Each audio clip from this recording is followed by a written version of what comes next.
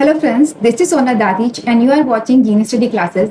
हम कर रहे हैं रीड का कोर्स। रीड के मेंस और प्री के कॉमन टॉपिक्स जो हैं हम उसका कोर्स कर रहे हैं, इसीलिए सीरीज का नाम है कॉमन टॉपिक सीरीज, जो रीड प्री और मेंस दोनों में यूजफुल है। हमने जो फर्स्ट टॉपिक लिया था केमिस्ट्री का लिया था एटम्स एंड मॉलिक्यूल। उसमें हमने एलिमेंट भी पढ़ लिया है, कंपाउंड भी पढ़ लिया और मिक्सचर भी पढ़ लिया। मीन्स 5 चीजें हमारी हो चुकी थी, atom, molecule, element, compound and mixture. ठीक है, अब आज हम कर रहे हैं स्ट्रक्चर ऑफ एटम्स। ये क्लास इंग्लिश और हिंदी मीडियम दोनों स्टूडेंट्स के लिए इंपॉर्टेंट है, क्योंकि मैं इसमें दोनों लैंग्वेज यूज ले रही हूँ। टर्मिनोलॉजी हमारी इंग्लिश रहती है और लैंग्वेज हमारी हिंदी रहती है। You can see it bilingual class. Okay, तो ये क्लास दोनों के लिए इंपॉर्टेंट है। चलिए अपने टॉपिक पे चलते हैं। आज हमारा डे सेकंड है। हमने फर्स्ट डे में एटम कर लिया था, एटम एंड मॉलिक्यूल, और आज हम उसका स्ट्रक्चर कर रहे हैं। ठीक है, चलिए जिसने लास्ट क्लास देखी उसको ये पता होगा कि एटम क्या है। हमने लास्ट क्लास में बात किया था कि atom is the smallest indivisible particle जो क्या कर सकता है, that takes part in chemical reaction, जो केमिकल रिएक्शन में पार्ट ले सकता है। और एटम एलिमेंट का स्मॉलेस्ट पार्टिकल होता है, तो उसमें वो सारी केमिकल प्रॉपर्टीज होती है जो एलिमेंट की होती है। ठीक है, नेक्स्ट चलते हैं। नेक्स्ट हम देख रहे हैं स्ट्रक्चर ऑफ एटम। वैसे आप लोग बीएससी किए हुए हैं, 11th-12th में साइंस आप लोगों के था या मैथ्स वाले थे तो भी केमिस्ट्री था ही था, तो आपको पता है बेसिक टू स्ट्रक्चर क्या होता है। फिर भी मैं आपको बताती हूँ स्ट्रक्चर ऑफ एटम में क्या होता है। ये एक एटम के स्ट्रक्चर है। ठीक है, इसमें ये न्यूक्लियस होता है। ये जो है ये न्यूक्लियस है। न्यूक्लियस में क्या रहता है, प्रोटॉन, ये प्रोटॉन प्लस न्यूट्रॉन, ये दोनों रहते हैं। ठीक है, और इसके चारों तरफ शेल होते हैं। जैसे ये फर्स्ट नंबर शेल है, ये सेकंड नंबर शेल है, जिसको ऑर्बिट भी कहते हैं, ये रहते हैं। ठीक है, इसमें इलेक्ट्रॉन रहते हैं। दिस इज इलेक्ट्रॉन, ये इलेक्ट्रॉन है, दीज आर इलेक्ट्रॉन्स। ठीक है, अब इसमें चार्ज की बात करते हैं। सबसे पहले ये जो पार्टिकल्स है, यानी अब ये एटम के भी पार्टिकल्स हो गए, इलेक्ट्रॉन, प्रोटॉन और न्यूट्रॉन एटम्स के भी पार्टिकल है। इसमें जो इलेक्ट्रॉन होता है वो नेगेटिव चार्ज लिए हुए होता है। ठीक है, इसमें जो प्रोटॉन होता है पॉजिटिव चार्ज लिए हुए होता है, और न्यूट्रॉन जो होता है वो न्यूट्रल होता है, उस पर कोई चार्ज नहीं होता है। ये सारी बेसिक बेसिक चीजें। ठीक है, अब सबसे पहले इन्वेंशन किस किस का हुआ। इलेक्ट्रॉन का जो इन्वेंशन हुआ, इलेक्ट्रॉन की जो खोज की, उसको किसने डिस्कवर किया था, उसको जे थॉमसन ने डिस्कवर किया। ठीक है, उसके बाद प्रोटॉन का हुआ, उसको रदरफोर्ड ने डिस्कवर किया। एंड देन न्यूट्रॉन, उसको जेम्स चैडविक ने किया। ये बेसिक चीज थी। ठीक है, अब हम आगे चलते हैं। ये बेसिक स्ट्रक्चर आपने एक बार देख लिया, नेक्स्ट चलते हैं। अब यहाँ तक हमने बेसिक चीज समझ ली एटम की। अब हम देख रहे हैं कि जो एटम का स्ट्रक्चर बताया, जो साइंटिस्ट ने स्ट्रक्चर बताया, वो कौन कौन सी थ्योरी के थ्रू समझाया। तो सबसे पहले आपको पता है कि डाल्टन आया। ठीक है, डाल्टन ने एटम का बेसिक बेसिक चीजें बता दी थी। डाल्टन ने ये बता दिया था कि एटम की जो केमिकल प्रॉपर्टीज होगी वो एलिमेंट वाली ही होगी, मतलब जो एलिमेंट की वही एटम की होगी उसकी। ठीक है, यहाँ तक उसने बता दिया था। उसके बाद आए जे थॉमसन। ठीक है, जे थॉमसन ने देखा कि एटम्स के भी सब पार्टिकल्स हो सकते हैं। तो जे थॉमसन जो थे उन्होंने इलेक्ट्रॉन खोजा, डिस्कवर किया था। तो जे थॉमसन ने क्या किया, उन्होंने एक थ्योरी दी। उस थ्योरी के अनुसार उन्होंने क्या बोला कि जैसे तरबूज होता है ना, प्लम पुडिंग मॉडल उसको बोलते हैं। आई होप आपको दिख रहा है। इस जे थॉमसन का मॉडल बहुत इंपॉर्टेंट है, इसमें नाम ही इंपॉर्टेंट है। सबसे ज्यादा पूछा क्या जाता है, थॉमसन मॉडल कौन सा है, प्लम पुडिंग मॉडल। याद रखना कौन सा है, ये प्लम पुडिंग। ठीक है, तो प्लम पुडिंग मॉडल जो है वो जे थॉमसन का मॉडल है। इसमें क्या है, उन्होंने माना कि जैसे तरबूज है उसमें बीज बिखरे हुए रहते हैं, इस तरह से उस तरह से इलेक्ट्रॉन बिखरे हुए रहते हैं। और जो रेड पार्ट होता है ना इसमें तरबूज में, ये जो पूरा रेड पार्ट स्प्रेड है, इस पार्ट को उन्होंने पॉजिटिव पार्ट माना। मतलब जो खाने वाला पार्ट है तरबूज का, उसको उन्होंने पॉजिटिव पार्ट माना। ठीक है, एटम का। और उसके अंदर जैसे तरबूज के बीज रहते हैं ना, स्प्रेड रहते हैं, वैसे उन्होंने इलेक्ट्रॉन माने कि उसमें वो इलेक्ट्रॉन इस तरह से धसे हुए उसके अंदर। तो बेसिकली प्लम पुडिंग मॉडल था थॉमसन का। उसने बोला कि एटम एक पॉजिटिवली चार्ज स्फीयर है, यानी उन्होंने बोला गोलाकार संरचना एटम जो पॉजिटिवली चार्ज होता है। ठीक है, इसमें इलेक्ट्रॉन धसे हुए होते हैं, जिसको इंग्लिश में कहते हैं एम्बेडेड होते हैं। ठीक है, इसे हम क्या कहते हैं, क्रिसमस पुडिंग या वाटरमेलन मॉडल भी कहते हैं। अब इसमें इन्होंने क्या बोला कि जितने पॉजिटिव चार्ज होता है उसमें उतने ही नेगेटिव चार्ज होते हैं। किसी भी एटम में थॉमसन के अकॉर्डिंग जितने पॉजिटिव चार्ज होते हैं उतने ही नेगेटिव चार्ज होते हैं। इसीलिए एटम क्या होता है, इलेक्ट्रिकली न्यूट्रल होता है, यानी इस पर कोई चार्ज नहीं होता है। जितने पॉजिटिव चार्ज होंगे उतने ही उसमें नेगेटिव चार्ज होंगे। ठीक है, डन। और ये जो मॉडल है, ये इसी को प्लम पुडिंग मॉडल का स्ट्रक्चर बोलते हैं। ठीक है, इसमें आपको जो इस तरह से माइनस का साइन दिख रहा है, इसको इन्होंने बोला इलेक्ट्रॉन, और बचे हुए सारे पार्ट को उसके अलावा उन्होंने बोला क्या बोला, पॉजिटिव स्फीयर। पॉजिटिव स्फीयर में इलेक्ट्रॉन धसे हुए रहते हैं, ये उनका था।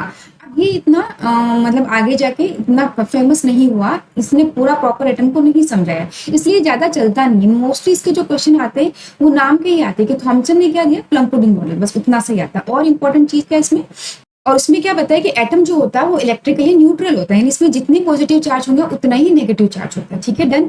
उसके बाद क्या हुआ, उसके बाद एक रदरफोर्ड नाम के वैज्ञानिक आए, वो साइंटिस्ट आए, उन्होंने ये जानने की कोशिश की कि जो ये इलेक्ट्रॉन उन्होंने बोला धंसे हुए रहते हैं, क्या ये एक्चुअली करेक्ट है कि इलेक्ट्रॉन इस तरह से धंसे हुए रह रहे, क्या उनका कोई परफेक्ट जगह नहीं है एटम में, ऐसा है। तो उन्होंने इस पर कुछ खोज की।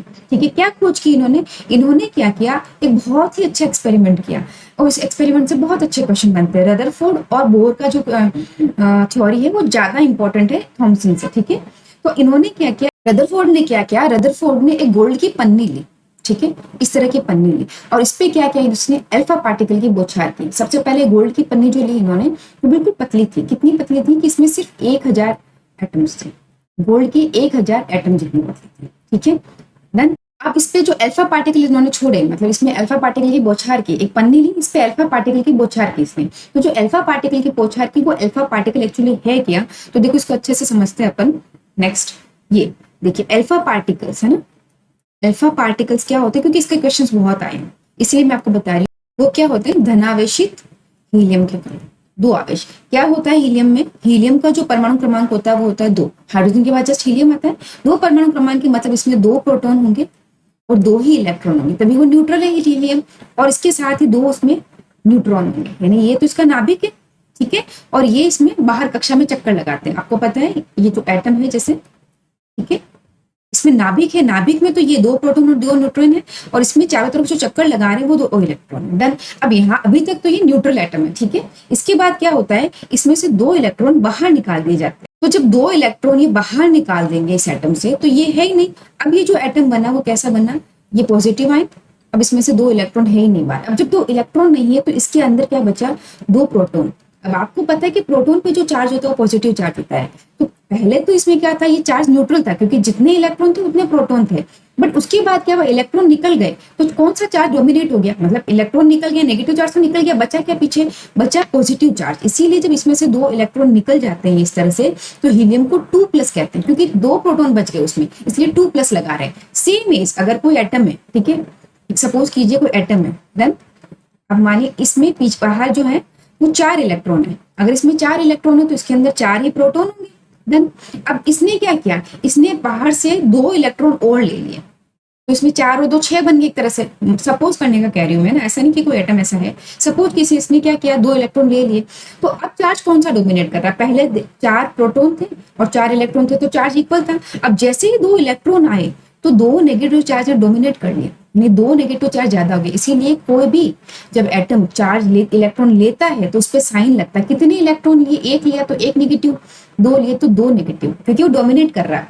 कहने का मतलब है इस एटम में प्रोटॉन और इलेक्ट्रॉन अब इक्वल नहीं है, इलेक्ट्रॉन ज्यादा है, कितने ज्यादा है, 2+। और अगर मैं इसको इस तरह लिख दूं, यानी इस एटम में प्रोटॉन और इलेक्ट्रॉन इक्वल नहीं है, क्या ज्यादा है, प्रोटॉन ज्यादा है। ये प्लस और माइनस के साइन आपको सीधे सीधे एटम का ये बता रहे हैं।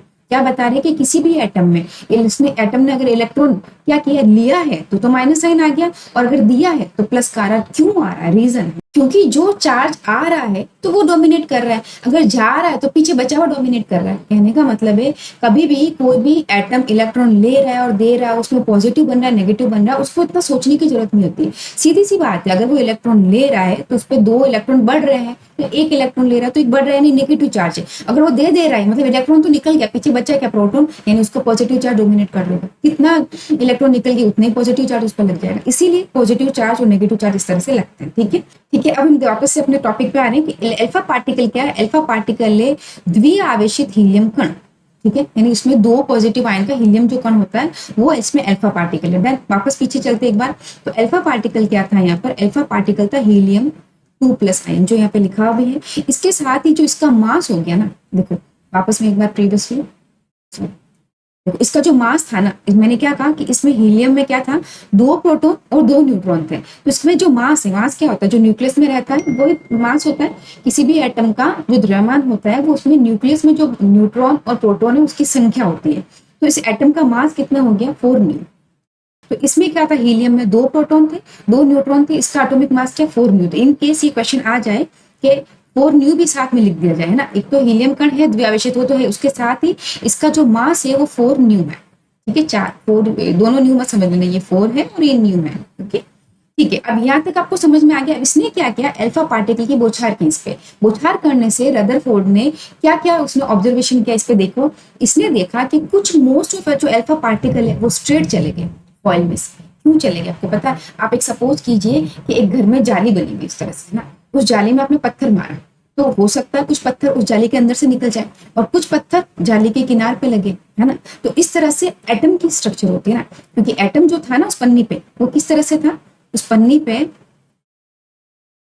ये जैसे पन्नी है, ठीक है, मैंने कहा अब इसमें इस तरह से एटम थे, है ना, और इसने अल्फा पार्टिकल डाले। तो एटम का जो खाली पार्ट है, जैसे ये एटम था, इसका बीच में न्यूक्लियस है, अब इसमें खाली पार्ट था तो इसमें तो सीधे ही जाएंगे, अगर ये अल्फा पार्टिकल तो सीधे चले गए। तो इसमें से कुछ जो अल्फा पार्टिकल थे वो स्ट्रेट चले गए इस फॉइल में से, but some were deflected through small angle, but कुछ स्मॉल एंगल से डिफ्लेक्ट हो गए। कैसे कि जैसे ये एटम था, ठीक है, जैसे एक अल्फा पार्टिकल तो स्ट्रेट चला गया, ठीक है, उसके बाद जो दूसरा अल्फा पार्टिकल इसके जस्ट पास में से गुजरा नाभिक के, जब नाभिक के पास से गुजरा तो डिफ्लेक्ट हो गया। क्यों? क्योंकि ये जो है ये भी धनावेशित है अल्फा कण, और ये जो न्यूक्लियस है वो भी धनावेशित है, तो क्या हुआ, रिपल्शन हुआ। रिपल्शन हुआ तो थोड़ा सा डिफ्लेक्ट हो गया ये, है ना, थोड़ा सा किनार से मुड़ गया इसके पास से। और वेरी फ्यू यानी 12,000 जो अल्फा कण है उसमें से करीब एक जो था वो रिबाउंडेड यानी वापस लौट के आया। क्यों लौट के आया? क्योंकि जैसे ये वाला मैंने जस्ट नाभिक के ऊपर टच हुआ तो वापस कंप्लीट 180 डिग्री एंगल से वापस आ गया, क्योंकि वो पॉजिटिव है, कौन सा न्यूक्लियस, और जो अल्फा कण हमने डाला वो भी पॉजिटिव है, तो रिपल्शन हुआ तो वापस गया और बैक मुड़ के आ गया। बट ये जो मुड़ के आया ना, इसकी जो क्वांटिटी थी वो 12,000 में से एक ऐसा कण था, एक ऐसा एटम था वापस आया। तो इसने इससे कुछ कंक्लूजन निकाले। किसने? रदरफोर्ड ने। क्या कंक्लूजन निकाले? इसने कंक्लूजन निकाले कि most of the space inside the atom is empty, यानी एटम के अंदर मोस्ट ऑफ स्पेस एम्प्टी होता है। क्यों होता है? क्योंकि वो अल्फा पार्टिकल डायरेक्ट निकल गया, ठीक है, because most of the alpha particles pass through the gold foil without getting deflected, बिना डिफ्लेक्ट स्ट्रेट निकल गया, मतलब कुछ खाली भाग भी एटम में होता है। देन सेकंड उसने क्या देखा? सेकंड देखा very few particles were deflected from their path, बहुत थोड़े से पार्टिकल है जो डिफ्लेक्टेड हुए। इसके मतलब क्या हुआ? इसका मतलब हुआ कि जो पॉजिटिव चार्ज होता है एटम का वो उसमें बहुत छोटा सा स्पेस लिए हुए होता है एटम में, क्योंकि एटम है ये बड़ा सा, उसमें जो न्यूक्लियस है वो छोटा सा होता है, इसीलिए बहुत कम अल्फा पार्टिकल्स ऐसे थे जो डिफ्लेक्ट हुए। बहुत सारे तो निकल गए यानी खाली स्थान ज्यादा है, बहुत कम अल्फा पार्टिकल डिफ्लेक्ट हुए। उसके बाद जो थर्ड आया, जो थर्ड पॉइंट था वो था कि a few small fraction of alpha particle, few small fraction मतलब 1200, जैसे 12,000 में से एक पार्टिकल मैंने कहा, यानी बहुत कम। उसने क्या किया? वो डिफ्लेक्टेड बाय 180 डिग्री, यानी वो इधर गया और डायरेक्ट मुड़ के इस तरह से आया, 180 डिग्री से डिफ्लेक्ट हुआ।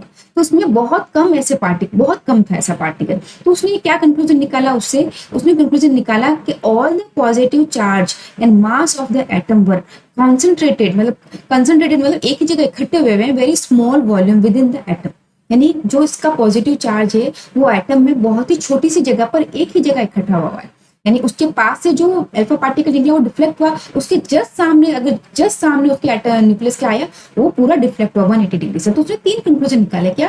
फर्स्ट, खाली स्पेस होता है। सेकंड, उसमें जो न्यूक्लियस होता है बहुत स्मॉल स्पेस में गिरा हुआ था, उसमें पॉजिटिव आयन रहता है अपना।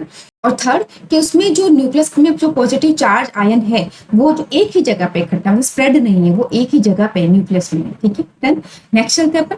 इसने ये समझ लिया, उसके बाद इसने ये कैलकुलेट किया। क्या कैलकुलेट किया? He also calculate the radius of the nucleus is about 10.5 times less than radius of atom. Very very important है ना, ये इंपॉर्टेंट है। क्यों इंपॉर्टेंट है?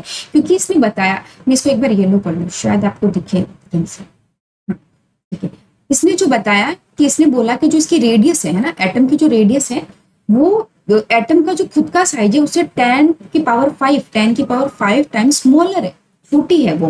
क्यों? उसको पता चला क्योंकि बहुत कम थे ना जो डिफ्लेक्ट हो रहे थे, बहुत कम अल्फा पार्टिकल थे जो डिफ्लेक्ट हो रहे थे, मतलब बहुत छोटा है उसका न्यूक्लियस। डन। तो ये जो अगर क्वेश्चन आ जाए कि किसने भी बताया कि जो रेडियस है एटम का वो 10 की पावर 5 टाइम छोटा होता, तो रदरफोर्ड ने बताया। जो साइज का था कि एटम का साइज क्या होता है वो रदरफोर्ड ने बताया हमको, ठीक है। उसके बाद रदरफोर्ड ने फर्दर एक मॉडल दिया। कौन सा मॉडल दिया? Nuclear model. As it is question आ रहा है कि न्यूक्लियर मॉडल किसने दिया? रदरफोर्ड ने। डन, ठीक है। अब क्या है न्यूक्लियर मॉडल? ये कि there is positively charge centre in an atom, atom में एक पॉजिटिवली चार्ज सेंटर होता है, उसको हम न्यूक्लियस कहते हैं, हिंदी में हम उसको नाभिक कहते हैं। जो क्या होता है? Nearly all the mass of atom resided in the nucleus, यानी जो एटम का सारा मास है वो लगभग क्या होता है? न्यूक्लियस में होता है, ठीक है, क्योंकि न्यूक्लियस में अब मास में, अब याद रखना द्रव्यमान वर्ड आ जाए, मास वर्ड आ जाए एटम का, तो याद रखना क्या होता है, न्यूक्लियस के अंदर प्रोटॉन प्लस न्यूट्रॉन होते हैं, उसका होता है क्या होता है, न्यूक्लियस के अंदर प्रोटॉन और न्यूट्रॉन होते हैं, उनका जो मास है वो उस एटम का मास होता है, एटॉमिक मास जिसको हम कहते हैं। ठीक है, नेक्स्ट चलते हैं। और उसने देखा कि द इलेक्ट्रॉन रिवॉल्व यानी परिक्रमा करते हैं around the nucleus in circular path. क्या बताया इन्होंने, देखो जैसे न्यूक्लियस है, न्यूक्लियस के चारों तरफ इलेक्ट्रॉन जो है वो घूमते हैं, वृत्ताकार पथ पे घूमते हैं, सर्कुलर पाथ पे घूमते हैं। तो इन्होंने बोला कि इलेक्ट्रॉन ऐसे ही धसे हुए नहीं है, वो एटम के उसके न्यूक्लियस के चारों तरफ घूम रहे हैं, परिक्रमा करते हैं। उन्होंने यहाँ तक बता दिया। ठीक है, एंड क्या बोला कि the size of nucleus is very small as compare to the size of atom. Nucleus का जो साइज होता है वो एटम के कंपेयर में बहुत ही छोटा होता है। देन ये जो 3 पॉइंट है यही रदरफोर्ड का न्यूक्लियस मॉडल है। ठीक है, तो इसने न्यूक्लियस मॉडल भी दिया था। देन उसके बाद अब ड्रॉबैक क्या है, मतलब क्या कमियां हैं, क्या दोष है रदरफोर्ड के मॉडल में, क्या दोष है कि इन्होंने क्या बोला कि जैसे इलेक्ट्रॉन, ये बोला नहीं ना कि इलेक्ट्रॉन जो है ये सर्कुलर पाथ में घूम रहे हैं, तो इनमें कुछ वैज्ञानिकों ने बोला अगर ये सर्कुलर पाथ पे घूम रहे हैं तो इलेक्ट्रॉन घूमेंगे, अगर वो गति कर रहे हैं तो उसमें काइनेटिक एनर्जी होगी, और वो गति करते जाएंगे तो धीरे धीरे वो काइनेटिक एनर्जी, वो जो ऊर्जा होगी वो धीरे धीरे कम होगी, उसकी एनर्जी कम होगी। तो इसका मतलब है कि वो घूमते घूमते कैसे, जैसे इनका उन्होंने क्वेश्चन किया कि जैसे इलेक्ट्रॉन है वो इस तरह घूम रहा है घूम रहा है घूम रहा है, फिर धीरे धीरे इसका तो कम हो जाएगी एनर्जी, तो धीरे धीरे और कम हो जाएगी एनर्जी, तो इस तरह घूमते घूमते घूमते घूमते तो वो न्यूक्लियस के अंदर ही गिर जाएगा। तो फिर वो क्यों नहीं गिर रहा है, वो चारों तरफ घूम क्यों रहा है, क्यों न्यूक्लियस के अंदर क्यों नहीं जा रहा है, अगर वो सर्कुलर पाथ में घूम रहा है इलेक्ट्रॉन तो इसकी एनर्जी भी तो कम होती होगी, एनर्जी कम होती होगी तो वो धीरे धीरे घूमते घूमते इस तरह से तो न्यूक्लियस के अंदर ही चला जाना चाहिए, जबकि ऐसा नहीं होता है। जो इलेक्ट्रॉन होता है वो पर्टिकुलर एटम के चारों तरफ घूमता है और वो स्टेबल होता है, क्योंकि अगर वो धीरे एनर्जी अपनी लॉस करते करते कम कर देगा तो वो स्टेबल ही नहीं एक तरह से, बट ये एटम तो स्टेबल होता है। तो ये कुछ डिफॉल्ट थे, कुछ फॉल्ट थे इसमें जो ये नहीं समझा पाया था रदरफोर्ड। तो इन बातों को समझाने के लिए नेक्स्ट साइंटिस्ट जो आए वो आए बोर। बोर का मॉडल बहुत इंपॉर्टेंट है, तो बोर बहुत फेमस साइंटिस्ट भी हैं। तो ये सुपरमैन एक तरह से आए और उन्होंने पूरा एक्सप्लेन किया किसको, इलेक्ट्रॉन को, एटम को, वो क्यों स्टेबल है वगैरह सब कुछ समझाया। वैसे बोर के पहले क्वांटम मैकेनिक्स वगैरह भी आ चुकी थी, क्वांटम थ्योरी भी आ चुकी थी, तो बोर ने कोई एक्सपेरिमेंट नहीं किया, इससे पहले काफी थ्योरी ऑलरेडी आ चुकी थी।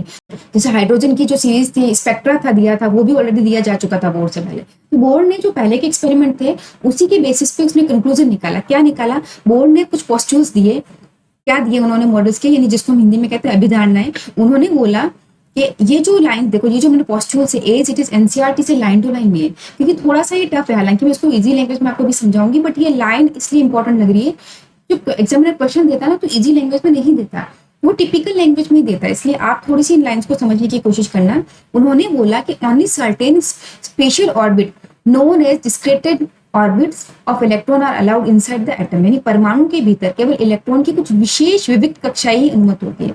बोर ने क्या कहा, पहले हम ये समझते हैं फिर वहां पे आएंगे। बोर ने बोला कि ये जो नाभिक है, ठीक है, ये तो न्यूक्लियस था, उसके बाद एक पर्टिकुलर ऑर्बिट्स हैं, एटम्स में कुछ शेल होते हैं, पर्टिकुलर शेल होते हैं, और इलेक्ट्रॉन उन्हीं पर्टिकुलर शेल्स में घूमता है। यानी एक जो एटम होता है, एटम में नाभिक के अलावा कुछ शेल होते हैं, अब डिपेंड करता है कितने इलेक्ट्रॉन है उतने शेल होते हैं। ठीक है, अब ये जो शेल होते हैं इनमें इलेक्ट्रॉन रहता है, और जब तक ये इलेक्ट्रॉन इन शेल में घूम रहे हैं तब तक वो कोई एनर्जी रेडिएट नहीं करते, यानी कोई ऊर्जा का हास उनका नहीं होता, वो उसी शेल में घूमते हैं। कब होता है, जब इलेक्ट्रॉन एक शेल से दूसरे शेल में जाता है या दूसरे शेल से वापस नीचे की, यानी इस शेल से, अगर इस शेल से ये इस शेल में जा रहा है ना इलेक्ट्रॉन, इधर से इधर ऑर्बिट में जा रहा है, तो इसमें क्या होगा, ऊर्जा इसमें एब्जॉर्ब होगी, और इस शेल से इस शेल में अगर आ रहा है तो ऊर्जा रिलीज होगी। यानी एब्जॉर्ब या रिलीज कब होगी, जब एक शेल से दूसरे में जा रहा है, एक ऑर्बिट से दूसरे ऑर्बिट में जा रहा है, तभी ऊर्जा का हास होगा या ऊर्जा का गेन होगा। जो होगा तो तब होगा जब ये शेल चेंज करेगा इलेक्ट्रॉन, अदरवाइज नहीं होता है। तो ये इस बात को समझा रहा था कि इलेक्ट्रॉन क्यों घूमते घूमते नाभिक में नहीं जा रहे थे, क्योंकि एक पर्टिकुलर शेल में घूम रहे, एक पर्टिकुलर ऑर्बिट में घूम रहे हैं। अब इस पॉइंट को देखो आप वापस से कि ओनली सर्टेन स्पेशल ऑर्बिट्स यानी कक्षाएं या शेल नोन एज डिस्क्रेटेड ऑर्बिट, जिनको विविध कक्षाएं कहते हैं, यानी अलग अलग कक्षाएं होती है, सेपरेटेड होती है ना, of electron are allowed inside the atom, उन्हीं इलेक्ट्रॉन उन्हीं ऑर्बिट्स में उन्हीं शेल में घूमने के लिए अलाउड होते हैं। देन उसके बाद क्या बोला, वाइल रिवॉल्विंग, यानी इलेक्ट्रॉन घूमते हुए इस ऑर्बिट्स में जो होते हैं वो डू नॉट रेडिएट एनर्जी, वो घूमते हुए एनर्जी रेडिएट नहीं करते, इसीलिए वो धीरे धीरे उनका जाके नाभिक में नहीं गिरते, क्योंकि वो रेडिएट ही नहीं कर रहे, वो शेल में पर्टिकुलर घूम रहे, अपने घर में है तब तक उनको कोई लेना देना नहीं किसी से। अगर वो अपने हायर क्लास में जाएंगे तो उनको एनर्जी चाहिए होगी, या higher class electron lower class में आएगा तो एनर्जी देगा, ये रूल्स होते हैं। ये आगे हम समझ रहे हैं, वन बाय वन देखते हैं। ठीक है, इसके बाद इन्होंने बोला जो इलेक्ट्रॉन के शेल है इसको इन्होंने नाम दिया, क्या दिया, जो जस्ट नाभिक के पास है शेल नंबर 1 उसको बोला के, है ना, यानी नाभिक के पास है उसको n बराबर 1 बोला, उसको के नाम दिया। ठीक है, उसके बाद n बराबर 2 यानी जो सेकंड नंबर शेल है उसको इन्होंने क्या नाम दिया l। इसके बाद शेल नंबर 3 उसको इन्होंने नाम दिया के एल एम, और n होता है 4, है ना। उसके बाद n बराबर 4 जो था वो n था, यानी फर्स्ट ऑर्बिट जो था वो है के, second orbit l, third orbit m, fourth orbit n। ठीक है, अब इन ऑर्बिट में इलेक्ट्रॉन कितने कितने रह सकते हैं उसका भी बोर ने एक फॉर्मूला दिया, क्या दिया, 2n²। आई होप आपको दिख रहा है, ये थोड़ा जूम आउट करते हैं इसको। इन्होंने क्या फॉर्मूला दिया, 2n², यानी किसी भी ऑर्बिट में कितने इलेक्ट्रॉन रहेंगे वो इस फॉर्मूले से निकालेंगे। कैसे निकालेंगे, देखिए जैसे इन्होंने फॉर्मूला दिया 2n²। ठीक है, अब n बराबर अगर 1 है डन, तो देखो यहाँ पर क्या हो जाएगा, ये 2 इंटू 1 का स्क्वायर इजिकल टू क्या आ जाएगा 2, यानी उस ऑर्बिट में, कौन सा ऑर्बिट है ये, n बराबर 1 के ऑर्बिट, के ऑर्बिट में कितने इलेक्ट्रॉन रह सकते हैं, 2 इलेक्ट्रॉन। डन, फिर सेकंड आता है n बराबर 2, सेकंड वाला ऑर्बिट, इसमें हम n की वैल्यू यहाँ पर क्या रखेंगे 2, तो यहाँ रख देंगे 2 इंटू n की वैल्यू क्या है 2 है, 2 का स्क्वायर। अब देखो 2 2 जा क्या हो जाएगा 4, और 4 2 जा क्या हो जाएगा 8, तो कितना आ जाएगा 8, यानी जो के एल जो कक्षा है एल जो कोश है शेल है उसमें 8 इलेक्ट्रॉन मैक्सिमम होते हैं। डन, उसके बाद क्या आएगा n बराबर 3, थर्ड जो ऑर्बिटल है उसमें 2 इंटू यहाँ पर ये जो फॉर्मूला है इसमें n की जगह 3 लिख दूंगी, 3 का स्क्वायर, तो 3 3 से क्या हो जाएगा 9, क्योंकि स्क्वायर है ना तो 3 इंटू 3 होगा, 3 3 से 9, और 9 2 जा क्या हो जाएगा 18, तो इसमें इलेक्ट्रॉन कितने होंगे 18, तो के एल एम, है ना, m जो ऑर्बिटल होगा उसमें 18 मैक्सिमम इलेक्ट्रॉन, मैक्सिमम की बात करूँ, मिनिमम तो कितने ही रह सकते हैं 18 से कम, ऐसा नहीं कि 18 ही रहेंगे, 18 मतलब 18 से कम भी रह सकते हैं, 10 रह सकते हैं, 5 रख सकते हैं, 6 रख सकते हैं, कितने भी रह सकते हैं वो, बट मैक्सिमम 18 आएंगे, उससे ज्यादा m वाले में नहीं आएंगे। डन, उसके बाद n इजिकल टू क्या है 4, 2 इंटू या 4 का स्क्वायर कर देते हैं, तो 4 4 जा 16, 16 2 जा 32, 32 के एल एम एन, एन में कितना आ गया 32 इलेक्ट्रॉन। तो ये जो इलेक्ट्रॉन है these are the maximum number of electron exist in the particular orbit, तो ये है मैक्सिमम नंबर इलेक्ट्रॉन्स के। ठीक है, आई होप यहाँ तक आपको समझ में आ गया। अब क्या होता है, जो ऑक्टेट रूल आप पढ़ते हैं ना, आपने सुना होगा ऑक्टेट रूल कि किसी भी एटम के बाह्य कोश में अगर 8 या 2 इलेक्ट्रॉन है तो वो जो एटम है वो स्थायी होगा, वो जो फॉलो कर रहा है वो जो फॉलो कर रहे हैं वो एटम 1 से लेकर एटम 18 तक ही फॉलो होता है, उसके बाद एक्सपेंडेड ऑक्टेट रूल आ जाता है। तो जो क्लास 9th की बुक है 10th की बुक में 18 तक ही एलिमेंट्स दिए हुए आपके, उन्हीं को परफेक्टली समझाया हुआ जो हम आगे समझ लेंगे। ठीक है, अब ये हो गया बोर का, इसने बोर ने बता दिया कि इलेक्ट्रॉन, मैंने ये आपको सारा समझा दिया, एक बार देख लेते हैं कि देखो इलेक्ट्रॉन को उसने बोला शेल थी कि एलिमेंट, ये शेल थी इसमें इलेक्ट्रॉन रहते थे, और इस मतलब इन्हीं शेल में अगर इलेक्ट्रॉन रह रहे हैं तो वो स्टेबल है, वो एनर्जी का कोई लॉस नहीं कर रहे, सो एटम्स रिमेन स्टेबल, इसलिए वो एटम्स स्टेबल है। ठीक है, उसके बाद एनर्जी लेवल देखो, सबसे कम एनर्जी होती है के की, फिर होती है एल की, फिर होती है एम की, फिर होती है एन की। क्यों होती है, क्योंकि सबसे एटम के जिस न्यूक्लियस के जस्ट पास जो है ना उसकी एनर्जी सबसे कम है। ठीक है, उसके बाद जो है उसकी एनर्जी ज्यादा है, उसके बाद जो है उसकी एनर्जी और ज्यादा है, और उसके बाद जो है उसकी एनर्जी और भी ज्यादा है। तो सबसे कम एनर्जी किसकी है, इसकी, जो कि के है। ठीक है, उसके बाद एल की है, उसके बाद एम की है, उसके बाद एन की। तो ये एनर्जी का क्या ऑर्डर है, सबसे कम एनर्जी के एल एम एम। ठीक है, इसको भी आप याद रखना। ये क्यों मैं याद करवा रही हूँ आपको कि अगर सबसे नीचे से ये के है, ये एल है, ये एम है, ये एन है, सबसे हाईएस्ट एनर्जी इसकी है। तो अब अगर इसकी एनर्जी कम है और उसको ज्यादा एनर्जी वाले में जाना होगा तो वो क्या करेगा, वो एनर्जी क्या करेगा, एनर्जी एब्जॉर्ब करेगा, है ना, उसमें एनर्जी चाहिए होगी क्योंकि ये कम से ज्यादा में जा रहा है। सेम अगर ये ज्यादा से यहाँ से कम में जा रहा है तो उसके पास ऑलरेडी ज्यादा है और उसको कम एनर्जी वाले में जाना ऑर्बिट में, तो ये यहाँ क्या करेगा, यहाँ एनर्जी इवॉल्व करेगा, यानी एनर्जी यहाँ पर बाहर निकलेगा। हिंदी में हम कहेंगे ऊर्जा को यहाँ पे अवशोषित करेगा। ठीक है, और यहाँ कहेंगे ऊर्जा का ह्रास होगा, यही एनर्जी यहाँ पे इवॉल्व होगी। ये आई थिंक आप समझ गए, इसीलिए ऑर्डर बताया है ताकि आपको पता चले कि किस ऑर्बिट से किस ऑर्बिट में जाने पर, यानी लोअर ऑर्बिट से हायर ऑर्बिट में जाएंगे तो एनर्जी जो होगी वो चाहिए होगी, और हायर ऑर्बिट से लोअर ऑर्बिट में आएंगे तो एनर्जी का क्या होगा, रिलीज होगा, इवॉल्व होगा। ठीक है, डन।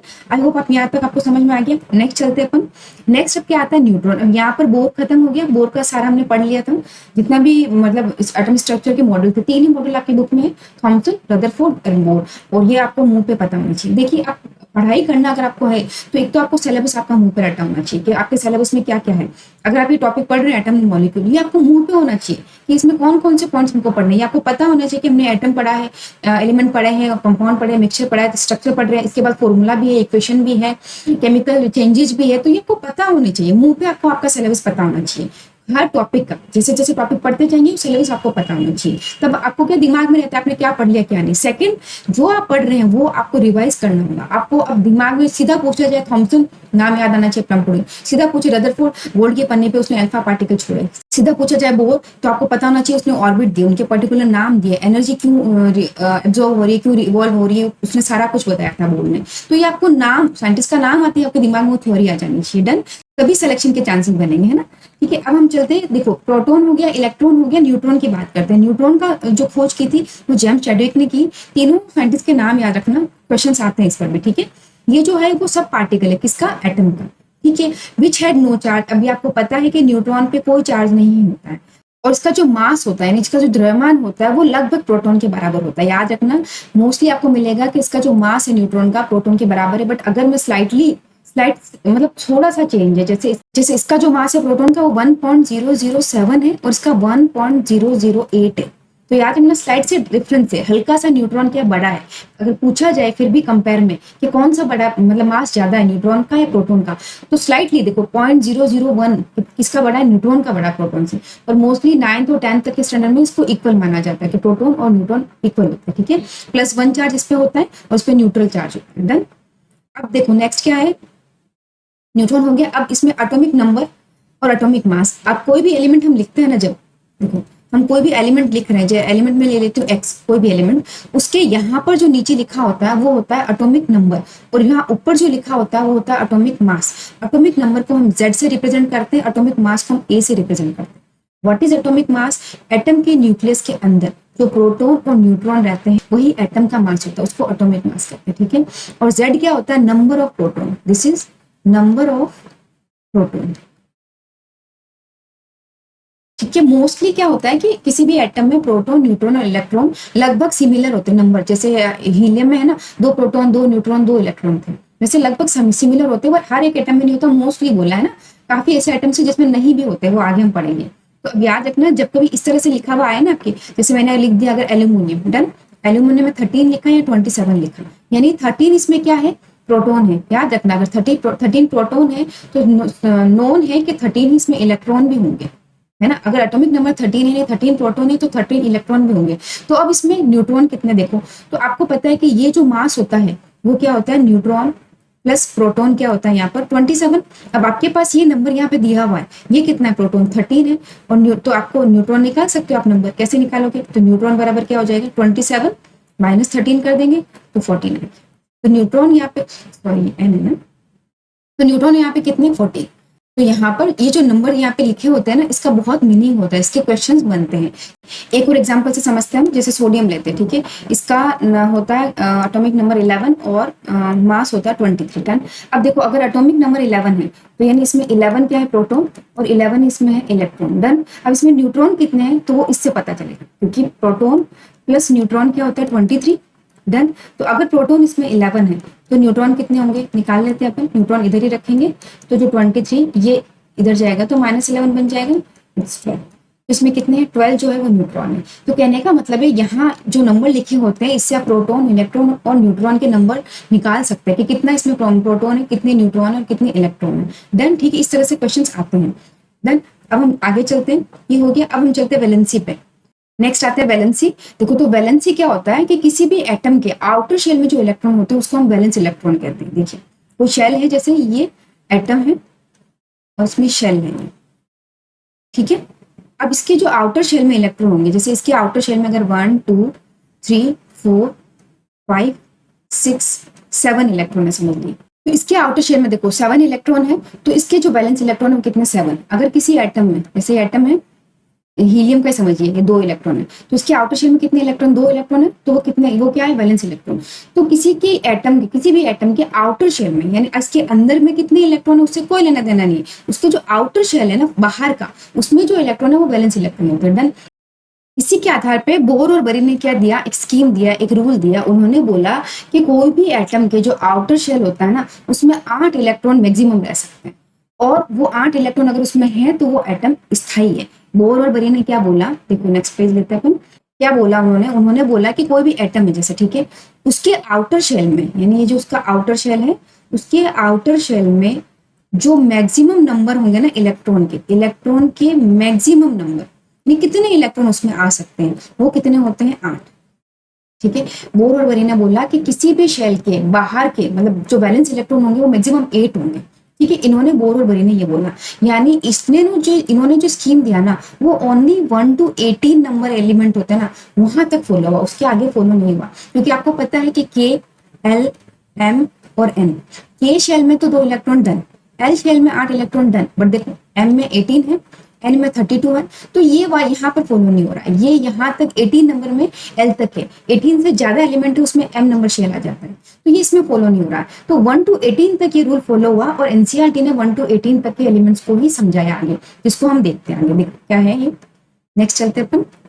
तो सबसे पहले तो आपको ये एलिमेंट्स याद होने चाहिए, इनका नंबर और नाम याद होना चाहिए, है ना। फिर इसको याद करवाते हैं। सबसे पहले क्या होता है, जो हमने याद किया था, हा, ही, लीबिया, यहाँ तक, ठीक है। फिर बोरॉन, फिर कंट्री, फिर नॉफ, NOF, ने, फिर था सोम, मंगल, सीप से, क्लोरीन। कितने इलेक्ट देखो, ये 1, ये 2, ये 3, ये 4, ये 5, ये 6, ये 7, ये 8, ये 9, ये 10, ये परमाणु क्रमांक है ना, यानी उसका जो एटॉमिक नंबर है वो है। फिर 11, 12, 13, 14, 15, 16, 17, 18, ये एस सल्फर है, सॉरी, ये 16 पे SE नहीं है, एस सल्फर होता है 16 नंबर। एक मिनट, 16 पे ये सल्फर है। ये 18 तक के एलिमेंट है, ये एक ट्रिक से याद होते हैं, मेरे पास भी एक ट्रिक है, उसी के ट्रिक से मुझे याद रहते हैं। डन। अब आपको अगर याद नहीं है ये ट्रिक, तो आप मुझे कमेंट करना, तो मैं आपको इसका अवेलेबल करवा दूंगी किस ट्रिक से ये याद रखा जाता है। ठीक है, अब नेक्स्ट देखो, इसके जो इलेक्ट्रॉन है वो क्या है, प्रोटॉन की जो संख्या है वो इलेक्ट्रॉन की संख्या होगी, तो जो प्रोटॉन की संख्या है वो इसके परमाणु क्रमांक है। ठीक है, उसी में इतने ही इलेक्ट्रॉन होंगे। तो देखो हाइड्रोजन में 1 इलेक्ट्रॉन है, हीलियम में 2 है, लिथियम में 3 है, बेरिलियम में 4 है, बोरॉन में 5 है, कार्बन में 6 है, एन यानी नाइट्रोजन में 7 है, ऑक्सीजन में 8 है, फ्लोरीन में 9 है, नियॉन में 10 है, फिर सोडियम में 11 है, मैग्नीशियम में 12 है, एल्युमिनियम में 13 है, सिलिकॉन में 14 है, फास्फोरस में 15 है, और सल्फर में 16 है, क्लोरीन में 17 है, और आर्गन में 18 है। 18 तक का आपका दिया हुआ है। डन। अब इसमें देखो, इसमें क्या है कि जो एटम का स्ट्रक्चर होता है ना, उसमें सबसे पहले जो एक न्यूक्लियस और उसके बाद एक शेल होती है। इसमें मैक्सिमम, इस शेल में मैक्सिमम कितने होते हैं, 2 इलेक्ट्रॉन होते हैं। आपको पता है ये कौन सा शेल है, के में कितने इलेक्ट्रॉन होंगे, 2 इलेक्ट्रॉन होंगे, तो इसमें 2 इलेक्ट्रॉन मैक्सिमम होंगे। डन। उसके बाद नेक्स्ट शेल आएगी, उसमें मैक्सिमम कितने, ये एल है, इसमें कितने इलेक्ट्रॉन होंगे, मैक्सिमम 8 इलेक्ट्रॉन होंगे। ठीक है, अब आप देखते जाओ कि अगर हाइड्रोजन था तो 1 इलेक्ट्रॉन मैंने यहाँ भरा, ठीक है, हीलियम आया तो दूसरा मैंने यहाँ भर दिया, खत्म हो गया ये वाला शेल, के खत्म हो गया। अब के नहीं, अब सब जो इलेक्ट्रॉन आने वाले वो एल में आने वाले। ठीक है, अब जो नेक्स्ट इलेक्ट्रॉन आएंगे वो किस में आएंगे, वो इस एल में आएंगे। फिर जो नेक्स्ट आएगा वो इसमें आएगा, 3 number, 4 number, 5 number, 6 number, 7 number, इस तरह इलेक्ट्रॉन भरे जाएंगे। तो ये जो टेबल आपके पास है ना, ये जो मैंने आपको टेबल बताई, इसमें ये बताया हुआ, कहाँ बताया हुआ है कि देखो हाइड्रोजन है, इसका एटॉमिक नंबर 1 है। डन। इसमें प्रोटॉन की संख्या 1 है, इलेक्ट्रॉन की संख्या 1 है, और के में कितना है, 1 इलेक्ट्रॉन, तो इसकी वैलेंसी कितनी हो गई, 1। मेन में आपको जो समझा रही हूँ ये मुद्दा ये है कि इसमें वैलेंसी कितनी है वो बता रहे हो। ठीक है, अब देखो हीलियम है, इसमें क्या है, 2 है, इसका आउटर शेल में कितने इलेक्ट्रॉन होंगे, 2 होंगे, इसकी वैलेंसी 0, क्योंकि आपको पता है, याद रखना इंपॉर्टेंट है ये वाला, हीलियम की जो वैलेंसी होती है वो 0 होती है, वो स्टेबल होता है। आपको पता है इनर्ट गैस भी है, तो ये स्टेबल होता है, ये किसी से रिएक्ट नहीं करता है। जब किसी ऑर्बिट के आउटर शेल में 2 इलेक्ट्रॉन होते हैं तो वो स्थायी एटम होता है, तो ये क्या है, स्थायी है, स्टेबल है। फिर आता है लिथियम, लिथियम के आउटर शेल में कितने हैं, देखो 2 तो इनर शेल में आ गए, उसके बाद आउटर शेल में कितना बचा, 1। देखो 2 तो इसमें के में आ गए, के में 2 2 2 2 मिलेंगे आपको, क्योंकि के में मैक्सिमम 2 इलेक्ट्रॉन रह सकते हैं। उसके बाद जो इलेक्ट्रॉन आएंगे वो इसमें आएंगे, तो इसमें कितना आया, 1 आया। डन। तो इसकी वैलेंसी कितनी, 1। उसके बाद बेरिलियम में कितना है, 2 आया, वैलेंसी 2। बोरॉन में कितना है, आउटर शेल में 3 आया, तो वैलेंसी 3। कार्बन में बोरॉन कार्बन में कितनी है 4 आया तो इसकी वैलेंसी 4। अब मैं यहाँ पे सिर्फ वैलेंसी बता रही हूँ, है ना, इसकी वैलेंसी इतनी है, वैलेंसी इतनी, यानी इसके जो आउटर शेल में इलेक्ट्रॉन है उस हिसाब से वो वैलेंसी डिसाइड हो। तो एक्चुअली वैलेंसी का मतलब क्या होता है, वैलेंसी की डेफिनेशन क्या होती है, वैलेंसी की डेफिनेशन होती है कि कोई भी एटम अपने आप को स्थायी बनाने के लिए जितने इलेक्ट्रॉन दे रहा है, ले रहा है या शेयर कर रहा है, वो उसकी वैलेंसी होती है। याद रखना क्या होता है कि कोई भी एटम है ना, कोई भी एटम है, जैसे ये एटम है, ठीक है, अब इसमें ये 2 इलेक्ट्रॉन थे, ये तो स्थायी था, जरूरत नहीं है। इसके बाद लिथियम आया, उसके पास एक इलेक्ट्रॉन और आया, अब ये स्थायी नहीं है ना, क्योंकि इसकी आउटर शेल में ना तो 2 इलेक्ट्रॉन है ना 8 इलेक्ट्रॉन है। आपको पता है कि आउटर शेल में 2 इलेक्ट्रॉन या 8 इलेक्ट्रॉन होंगे, वो स्थायी होगा। तो ये क्या करेगा, ये एक इलेक्ट्रॉन दे देगा, निकाल देगा और स्थायी बन जाएगा। तो इसने क्या किया, इलेक्ट्रॉन दिया, तो इसकी वैलेंसी क्या होगी, 1, है ना। अब इसमें अगर 2 इलेक्ट्रॉन है तो क्या करेगा, 2 इलेक्ट्रॉन दे देगा और स्थायी बन जाएगा, तो वैलेंसी कितनी होगी, 2। फिर नेक्स्ट आया 3, नेक्स्ट आया 4। यहाँ तक तो ये क्या कर रहे हैं, इलेक्ट्रॉन दे के शेयर करके अपना काम चला ले रहे हैं। इलेक्ट्रॉन नेक्स्ट क्या आता है, 5 नंबर। ये जो 5 नंबर इलेक्ट्रॉन है, अब इसमें क्या, या तो आप 3 इलेक्ट्रॉन इसमें ले लो, है ना, या 5 दे दो, तो कौन सा काम ज्यादा ईजी है, 3 इलेक्ट्रॉन लेना ज्यादा काम ईजी है ना, देने से बेटर है। तो ये क्या करता है, ये 3 इलेक्ट्रॉन की शेयरिंग करता है। शेयरिंग मतलब क्या होगा कि ये अपना इलेक्ट्रॉन देगा और इसके साथ एक दूसरे इलेक्ट्रॉन से शेयरिंग करेगा। तो देखो इसके कितने हो गए, 1 2 3 4 5 6 7 8। एक तरह से आप समझ सकते हो, दिमाग में रखो कि इसके पास 5 इलेक्ट्रॉन थे, 3 और चाहिए ना, तब इसका ऑक्टेट कंप्लीट होगा, तो 3 इसकी वैलेंसी होगी, ठीक है। अब ये वैलेंसी कैसे हो, शेयरिंग से हो, गेन से हो, ये एक अलग टॉपिक हो जाता है, वो केमिकल बॉन्ड आ जाता है, उसमें आपका केमिकल बॉन्ड आयोनिक है, कोऑर्डिनेट है या कोवेलेंट है, वो डिपेंड इस पे कर जाता है, ठीक है, वो एक अलग चीज हो जाएगी, सेपरेट थी। फिलहाल ये आप समझिए कि अभी तक 4 इलेक्ट्रॉन देना शेयर करना ज्यादा इजी था, तो 4 इलेक्ट्रॉन जब तक आउटर शेल में थे तो वैलेंसी वही थी जो आउटर शेल में इलेक्ट्रॉन है, ठीक है। देखो 4 यानी इसके आउटर शेल में एक इलेक्ट्रॉन दे दिया, 2 इलेक्ट्रॉन दे दिया, 3 इलेक्ट्रॉन दे दिया, चौथा दिया या शेयर किया, जिससे भी 4 तक हो गया। 5 इलेक्ट्रॉन जब आ गए तो 5 इलेक्ट्रॉन देने से बेटर है कि 3 इलेक्ट्रॉन ले लो आप, तो इसकी वैलेंसी कितनी, 3। अब 6 इलेक्ट्रॉन देने से बेटर है 2 इलेक्ट्रॉन ले लो, तो 6 और 2 कितने हो जाएंगे, 8, तो इसकी वैलेंसी कितनी, 2। 7 इलेक्ट्रॉन इसमें यानी 1 ले लेगा, कितनी हो गई, 8। यहाँ तक अब वैलेंसी समझ में आ रही है, यानी 4 इलेक्ट्रॉन आउटर शेल में, तब तक तो वैलेंसी कितनी आ रही है उसकी, उतनी ही आ रही जितनी उसमें आउटर शेल में इलेक्ट्रॉन है। बट 5 से जब 5 और 5 से ज्यादा हो जा रही है तो उसमें कितने इलेक्ट्रॉन कम है, वो उसकी वैलेंसी हो जाएगी। क्वेश्चन बन सकता है ना, valency is very important topic, और यहाँ नहीं आगे भी काम आता है ना, बहुत काम की चीज है ये। अब इसमें देखो यहाँ पर 7 इलेक्ट्रॉन फ्लोरीन का आ गया, ठीक है। नेक्स्ट देखो क्या आ रहा है यहाँ पर, ये आ रहा है नियोन। अब आपको पता है neon is also inert gas, उसका ऑक्टेट कंप्लीट होता है तो उसकी वैलेंसी फिर से 0 होती है। तो अब देखो 0 0 जो इसका एग्जाम्पल है ना, ये ज्यादा इंपॉर्टेंट है। या फिर इसका पूछ सकते हैं नाइट्रोजन की वैलेंसी, क्योंकि इसमें 5 है आउटर शेल में, तो दिमाग में सीधा आएगा 5 है, और 5 भी ऑप्शन में आएगा वैलेंसी के, बट वैलेंसी इसकी 3 होती है, 5 नहीं, क्योंकि 3 इलेक्ट्रॉन लेना ज्यादा इजी है कंपेयर टू 5 इलेक्ट्रॉन देने के। तो वो 3 इलेक्ट्रॉन लेगा और उसके आउटर शेल में 8 बना लेगा टोटल, 5 और 3 कितने हो जाएंगे, 8, तो उसकी वैलेंसी 3 हो जाएगी। डन। नेक्स्ट देखिए, वैसे वो लेता नहीं है, शेयर करता है, ठीक है, पर फिर भी आप समझ लीजिए इस हिसाब से। फिर नेक्स्ट क्या है, सोडियम। सोडियम के देखो आउटर शेल में क्या हो गया, 1, क्योंकि 8 9 10 अब 11। अब नेक्स्ट आता है सोडियम। सोडियम में देखो कितने होते हैं, इसका जो परमाणु क्रमांक होता है वो होता है 11। 11 मतलब ये क्या करेगा, 2 इलेक्ट्रॉन फर्स्ट शेल में, सेकंड इलेक्ट्रॉन में 8, और नेक्स्ट जो होगा वो 1 भरा जाएगा। यानी इसमें क्या होगा, जो एटम होगा उसके फर्स्ट शेल में 2 इलेक्ट्रॉन आ गए, यहाँ पर सेकंड शेल में यहाँ पर 8 इलेक्ट्रॉन आ जाएंगे, 8 ऐसे लिख देते डायरेक्ट, 8 इलेक्ट्रॉन आ गए, ठीक है। तो 8 9 10 ये बन गए। 11 नंबर जो होगा वो आउटर शेल में आएगा यहाँ पर। तो अब अगेन आउटर शेल में एक इलेक्ट्रॉन स्टेबल नहीं है, तो एक इलेक्ट्रॉन देना पसंद करेगा, और उसके आउटर शेल ये वाला बन जाएगा। जब ये दे देगा तो शेल ही खत्म हो गया, तो ये वाला आउटर शेल बन जाएगा इसका। तो इसमें 8 इलेक्ट्रॉन स्टेबल है, तो ये इसकी वैलेंसी क्या हो जाएगी, 1 हो जाएगी, ठीक है। अब अगेन जो आउटर शेल में 1 है तो 1 वैलेंसी, 2 है तो 2 वैलेंसी, 3 है तो 3 वैलेंसी, 4 है तो 4 वैलेंसी, यहाँ पे कंपेयर सेम टू सेम है। फिर आता है 5। अब याद रखना यहाँ पर ये सिर्फ 3 लिखा है रॉन्ग है, ये बहुत इंपॉर्टेंट है। फास्फोरस की वैलेंसी 2 होती है, 3 भी होती है, 5 भी होती है। अगर आपने देखा हो तो PCl5 भी बनता है और PCl3 भी बनता है, दोनों कंपाउंड बनते हैं, है ना।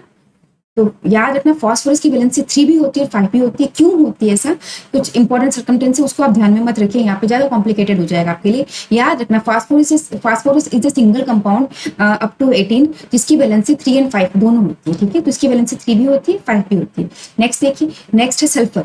सल्फर की में आउटर शेल में 6 इलेक्ट्रॉन है तो वैलेंसी 2 है। क्लोरीन के आउटर शेल में 7 इलेक्ट्रॉन है तो उसकी वैलेंसी 1 है। एंड अगेन ऑर्गन के आउटर शेल में 8 है तो वो स्टेबल है, तो इसकी 0 है। 1 से लेकर 18 तक मैंने आपको टोटल बताए हैं, किसी की भी वैलेंसी आए तो रॉन्ग नहीं होना चाहिए। 3 की वैलेंसी अभी तक हीलियम, नियॉन एंड ऑर्गन की 0 वैलेंसी है क्योंकि आउटर शेल कंप्लीट था, और एक जो इंपॉर्टेंट वैलेंसी है वो फॉस्फोरस, उसकी 2 वैलेंसी होती है, 3 भी होती है और 5 भी होती है। क्यों होती है उसमें मत जाइए, 3 और 5 दोनों होती है। देन नेक्स्ट चलते हैं अपन, नेक्स्ट अपना आता है आइसोटोप्स। ये अपना लास्ट टॉपिक है आज का, फिर अपने खत्म हो जाएगा क्लास। आइसोटोप्स क्या होता है? Isotopes are the atoms of the same element. याद रखना, एक सेम एलिमेंट के एटम्स होते हैं हैविंग सेम एटॉमिक नंबर, उसका एटॉमिक नंबर सेम होगा बट डिफरेंट मास नंबर, उसका मास नंबर डिफरेंट होगा। कैसे? एग्जाम्पल ही ले लेती हूँ मैं डायरेक्ट आपके लिए, जैसे हाइड्रोजन है, ठीक है, हाइड्रोजन का एटॉमिक नंबर क्या होता है? 1 होता है, ठीक है। सेकंड एक हाइड्रोजन, एक और हाइड्रोजन का एटॉमिक नंबर 1 है, फिर एक थर्ड हाइड्रोजन का एटॉमिक नंबर 1 है, बट इसका मास नंबर जो यहाँ लिखा होता है ना वो अलग अलग है। क्या यहाँ पर इसका मास नंबर 1 है, इसका 2 है, इसका 3 है। जिसका 1 है उसको हम प्रोटियम बोल रहे हैं, जिसका 2 है इसको ड्यूटेनियम बोल रहे हैं, जिसका 3 है उसको ट्रिटियम बोल रहे हैं, ठीक है। ये 3 आइसोटोप्स हैं हाइड्रोजन के, यानी हाइड्रोजन एक एलिमेंट है, उसी के 3 अलग अलग एटम्स है ये ना, जिसका एटॉमिक मास अलग है बस एटॉमिक नंबर सेम है। एटॉमिक नंबर सेम होगा क्योंकि हाइड्रोजन भी एलिमेंट है, तो नंबर तो डेफिनेटली सेम होगा। अब कैसे? देखो, अगर इसका ये 1 है यानी इसमें जो एटॉमिक मास है उसमें प्रोटॉन 1 होगा, तो अगर प्रोटॉन 1 है तो न्यूट्रॉन है ही नहीं, तभी तो 1 है, यानी इसमें न्यूट्रॉन नहीं होता है, न्यूट्रॉन 0 होता है। और बहुत इंपॉर्टेंट है, प्रोटियम एक ऐसा एटम है जिसमें न्यूट्रॉन नहीं होता है, बाकी सब में न्यूट्रॉन होगा, प्रोटियम में न्यूट्रॉन नहीं होता है। फिर आता है ड्यूटेनियम, जिसको भारी जल भी हम लोग कहते हैं ना, भारी जल इसको कहा जाता है। अब इसमें देखो, इसमें एक प्रोटॉन और एक न्यूट्रॉन है, तभी तो इसका मास नंबर 2 है। फिर आता है ट्रिटियम सॉरी, इसमें एक प्रोटॉन है और 2 न्यूट्रॉन है ना, तभी यहाँ पर 3 बना, 2 और 1 कितना मास नंबर 3 हो जाएगा। तो ये क्या होता है? आइसोटोप्स होते हैं, इसको हम आइसोटोप्स कहते हैं। आइसोटोप्स का मतलब क्या है कि प्रोटॉन उस तीनों एटम्स में सेम है, उसमें इलेक्ट्रॉन भी सेम है, यानी उसका परमाणु क्रमांक सेम है तो इलेक्ट्रॉन तो सेम ही होंगे, बट डिफरेंट क्या है? न्यूट्रॉन।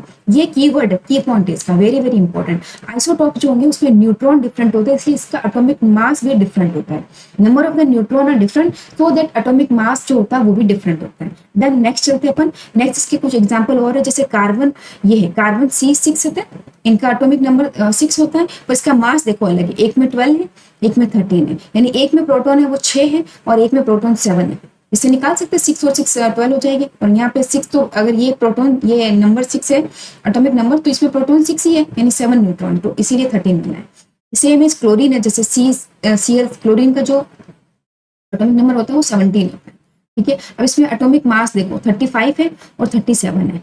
अब जिनका एटॉमिक मास ऐसे डिफरेंट होता है ना, अलग अलग, उनका एक एवरेज मास निकाला जाता है, तो इसका एवरेज मास निकाला जाता है। मोस्टली जो आपको पता हो शायद, क्लोरीन का जो एटॉमिक मास लिया जाता है 35.5 न्यू लिया जाता है।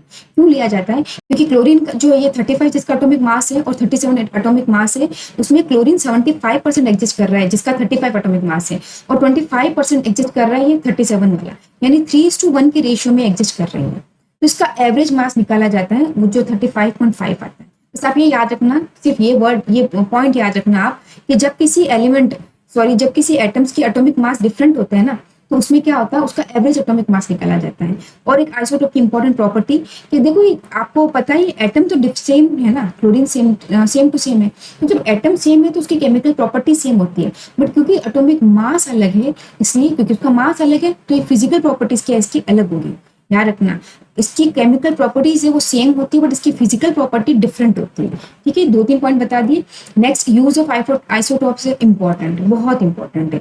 यूरेनियम जो आइसोटोप होता है वो फ्यूल यूज होता है as a fuel nuclear reactor में, और कोबाल्ट आइसोटोप जो होता है वो कैंसर ट्रीटमेंट में यूज होता है, और आयोडीन जो आइसोटोप होता है वो गोइटर, यानी जिसको गलगन रोग हम कहते हैं ना, गले में होता है ट्रीटमेंट, के ट्रीटमेंट के लिए यूज होता है। तो तीनों बहुत इंपॉर्टेंट है और एज इट इज एनसीईआरटी से निकाले हुए, याद रखना, क्वेश्चन बनते हैं इसमें, ठीक है। नेक्स्ट चलते हैं लास्ट अपना आइसोबार, समभारिक, ठीक है। आइसोबार क्या होता है? अभी तक हमने जो आइसोटोप पढ़ा था उसमें एटॉमिक मास डिफरेंट था, है ना, क्योंकि एक ही एलिमेंट था, तो एलिमेंट में परमाणु क्रमांक जो होता है, एटॉमिक नंबर जो होता है वो सेम था। पर आइसोबार मतलब यहाँ डिफरेंट एलिमेंट की बात हो रही है, याद रखना, वहां पर एलिमेंट सेम था। आइसोटोप यानी दिमाग में रखना, एलिमेंट सेम है ना, एलिमेंट सेम है, पर आइसोबार मतलब डिफरेंट एलिमेंट, एलिमेंट अलग है। क्यों? क्योंकि आइसोबार का मेन क्या होता है कि इसमें जो मास नंबर होता है वो तो सेम होता है, पर इसका एटॉमिक नंबर डिफरेंट होता है। अब एटॉमिक नंबर डिफरेंट, तो डेफिनेटली जो एलिमेंट है वो डिफरेंट होंगे, क्योंकि कोई भी 2 एलिमेंट का एटॉमिक नंबर सेम नहीं हो सकता, है ना। आप देखिए, जैसे ये कैल्शियम है ना, और ऑर्गन है। कैल्शियम का एटॉमिक नंबर क्या है? 20, ऑर्गन का एटॉमिक नंबर क्या है? 18, बट उसके एटॉमिक मास सेम है।